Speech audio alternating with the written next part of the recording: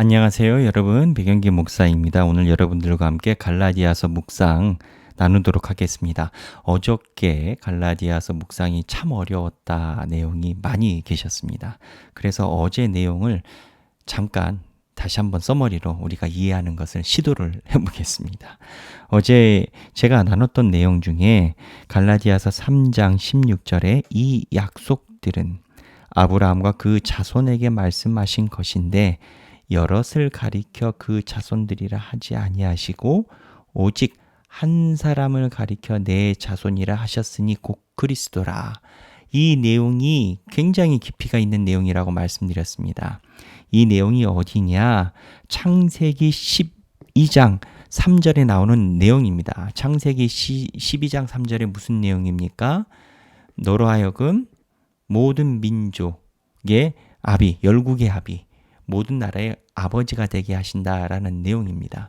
근데 거꾸로 이야기를 하면 아브라함이 모든 열국의 아버지가 되셨으니까 아브라함 이후에 바로 태어난 자손들이 약속의 자손들이다라고 유대인들이 이야기를 하고요. 그 이야기를 하는 배경에는 아브라함 이후로 바로 육체적으로 태어난 자손이 자기네들이 먼저니까 우위권을 이야기를 한다라는 겁니다.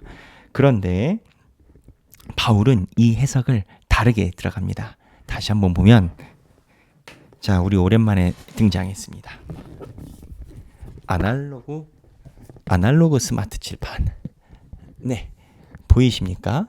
자, 여기 보면은 검정색 그림으로 아브라함이 있습니다.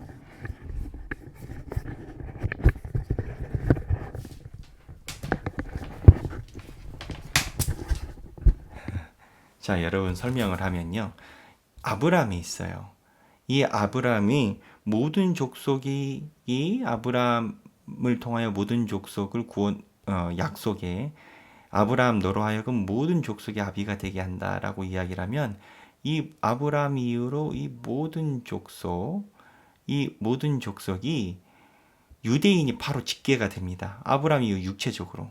그래서 유대인이 먼저가 되고 그 다음에 모든 것들이 유대인 이후로 해결이 되는데 그렇게 되면 이제 자연스럽게 육체적으로 유대인이 먼저 하니까 유대인이 우월하다 이 얘기가 나옵니다. 근데 문제는 유대인들이 이렇게 모든 족속으로 아브라함의 모든 열국의 아비가 되겠다 약속을 했으면 유대인들이 포로기에 잡혀갔을 때 실제적으로 유대인들의 인구 감소가 있었거든요. 이 인구 감소는 어떻게 설명할 것이냐? 모래알처럼 많게 한다고 하셨는데 포로기 이후에 아브라함의 이 모든 족속에 해당되는 모든 민족에 해당되는 우선권인 유대인이 인구가 감소한 거 어떻게 설명할 거냐 이 얘기인 겁니다. 그리고 성경 본문에 이 아브라함의 모든 족속이라는 그 모든 족속에 해당되는 단어가 희한하게 단수로 쓰였어요. 모든 족속들 하면은 모든 민족의 자 창세기 12장 3절 보면 네.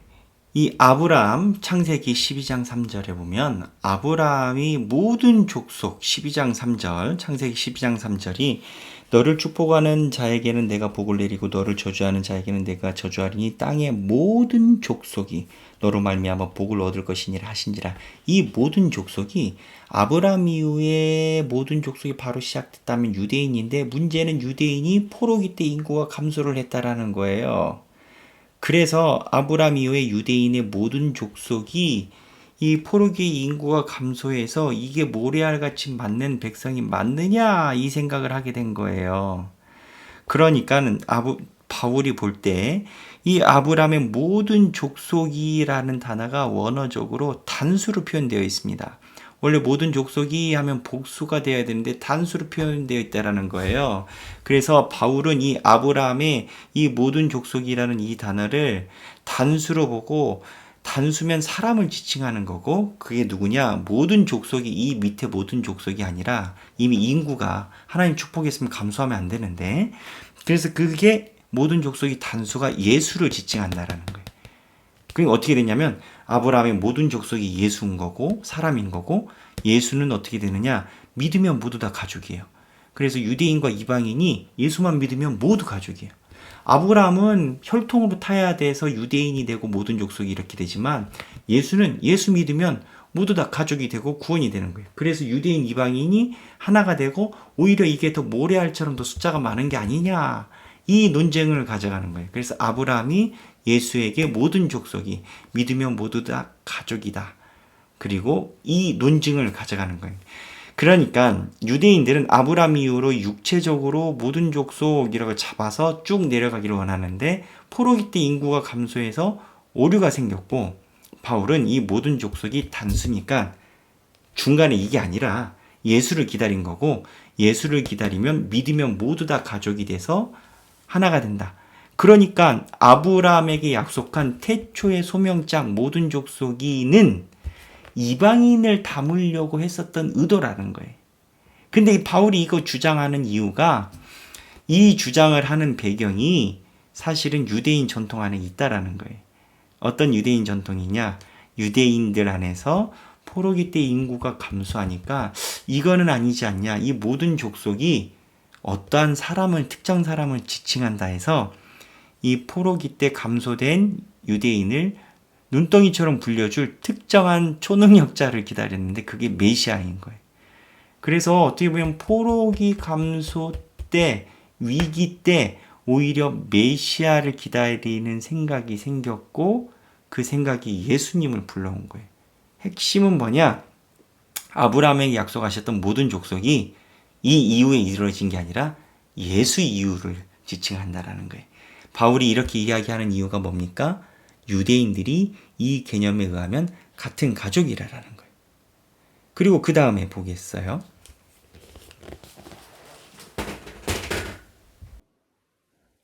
그리고 그 다음에 이어지는 430년 아브라함에 의해 논쟁이 있습니다. 그게 뭐냐? 유대인들은요, 율법으로 의인이 된다라고 이야기를 합니다. 근데 바울의 핵심은 뭐냐?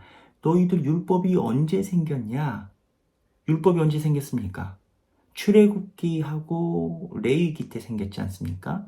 그러니까 율법이란, 너희들이 이야기하는 율법이 출애굽 이후에 생겼는데, 성경에 보면 애굽의 포로로 잡혀 있는 기간이 430년이라고 기록되어 있습니다. 최소 430년입니다. 아브라함은 그 이전이겠죠. 그러니까는 바울은 최소 430년, 아무리 짧게 잡아도 애굽에 있는 기간에 있는 430년 이전에 의라는 게 등장했다라는 겁니다. 무슨 얘기냐? 너희들이 이야기하는 율법은요, 이미 의가 등장한 이후에 생성이 됐다라는 겁니다. 그러면 율법이 등장하기 전에 의의 개념은 뭐냐? 여기 보면 아브라함의 의라는 개념이 있는데, 율법이나 행위로 의인이 됐느냐, 아니면 하나님이 의인으로 여기심으로 의인이 됐느냐, 이게 또 중요한 키워드 중에 하나입니다. 무슨 얘기냐? 아브라함의 의가요, 창세기 15장 6절에 보면요, 하나님이 의로 여기셨다, 믿으니까 믿는 것 자체로 의로 여기셨다라는 등장이 창세기 15장 6절에 먼저 등장을 합니다. 창세기 15장 6절을 제가 한번 읽겠습니다. 아브라함이 여호와를 믿으니 여호와께서 이를 그의 의로 여기시고, 그러니까 아브라함이 하나님을 믿으니까 그냥 의인이 됐다라는 겁니다. 이게 창세기 15장, 의가 제일 먼저 등장했다라는 겁니다. 그 다음에 유대인들, 너희들이 그렇게 강조하는 것은, 할례는 창세기 17장에 등장하지 않느냐, 늦었다 이겁니다. 믿으니까 의로 됐다라는 게 먼저 나오고, 그 다음에 17장은 너희들이 그렇게 좋아하는 할례, 의가 나오고 난 다음에 늦게 나왔다는 겁니다. 뭐가 먼저냐? 아브라함을 의로 믿었다는 게 먼저라는 겁니다. 그 다음에 17장에 할례가 나오고요. 그 다음에 또 유대인들이 강조하는 율법의 의의 완성, 아브라함이 이렇게 행위로 의가 됐다. 그게 모리아산에서 자기 아들 이삭을 바친 건데, 그거 너희들 보자. 22장. 그럼 15장이 빠르냐? 17장이 빠르냐? 22장이 빠르냐? 15장이 빠르다. 이 내용인 겁니다. 그 다음에 조금 더 나가면 17장에 우리 할례해서 의인이 됐다라고 생각하지 않습니까? 22장에서 이삭을 번제를 바쳐서 유대인들은 그 행위로 아브라함이 믿음의 조상이 됐다, 이렇게 강조를 하는데, 그 22장 이삭 사건 이전에 지난주에 제가 여러분에게 설명한 이스마엘 설교가 이삭이 죽기 전에 죽을 뻔한 사건 이전에 이삭이 먼저 이스마엘이 등장을 합니다. 이스마엘 사건의 핵심은 뭡니까? 이미 하나님이 모든 민족을 자기의 자녀로 삼을 계획을 가지고 계셨다라는 겁니다. 그 다음에 이삭의 모리아산이 나옵니다. 그러니까 핵심은 뭐냐면 아브라함이 하나님을 믿는 것 자체 하나만 두고도 하나님이 의인으로 만들어줬다. 율법 430년 이후에 나왔는데 그 전에 이미 의가 나왔는데 행위 할례 15장보다 늦는데 모리아산 더 늦는데 그러니까 바울이 주장하는 말은 하나님께서 하나님만 예수님만 믿으면 의인으로 만들어준다는 게 태초의 출발이다. 이 얘기를 왜 합니까? 예수를 하나님만 믿기만 하면 다 예수 그림 안에 들어간다라는 겁니다. 모래알처럼 그게 더 많다라는 겁니다. 이 얘기를 하는 이유는 유대인이 가지고 있는 율법이나 전통이나 규례나 이러한 것이 구원의 조건이 아니고 예수 믿으면 싸그리 다 들어온다라는 겁니다. 이 개념을 설명을 하고 있습니다. 오늘 갈라디아서 본문을 보면 갈라디아서 3장 보겠습니다. 17절 내가 이것을 말하노니 17절입니다. 하나님께서 미리 정하신 율법을 430년 후에 생긴 율법이 폐기하지 못하고 그 약속을 헛되게 하지 못하리라. 그 430년 후에 생긴 율법이 안 된다는 겁니다. 만일 그 유업이 율법에서 난 것이면 약속에서 난 것이 아니리라. 그러나 하나님이 약속으로 말미암아 아브라함에게 주신 것이니라. 자, 여기까지 18절까지 핵심은 뭐냐? 약속으로 하나님이 다 주시고 그 약속이 뭐냐? 예수님을 하나님을 믿기만 하면 다 의인이 된다라는 겁니다. 이방인 다른 규례 절차 필요 없다라는 겁니다. 믿으면 예수 믿으면 그걸로 우리 가족이다라는 겁니다. 이 얘기를 줄기차게 하고 있습니다. 여러분 오늘 말씀 묵상을 통해서 무엇을 느끼십니까? 저는 말씀을 알 때마다 말씀을 이해할 때마다 제 믿음이 더 공고해집니다. 더 굳건해집니다. 하나님의 뜻을 알게 되면 제 마음이 더 새로워집니다. 뭐가 새로워지냐? 하나님의 축복 속에 우리가 있다라는 겁니다. 우리가 잘해서 축복이 아니고 우리가 잘할 수도 있고 못할 수도 있죠. 근데 하나님은 우리를 예수 믿고 하나님 믿는 것 하나로 이미 의인의 범주에 넣고 계시다라고 얘기를 한다는 겁니다. 이거보다 더 큰 축복이 어디 있습니까? 오늘 성경 공부를 통해서 말씀 묵상을 통해서 하나님의 원뜻을 이해하시는 여러분들이 되시길 주님의 이름으로 축원합니다. 감사합니다.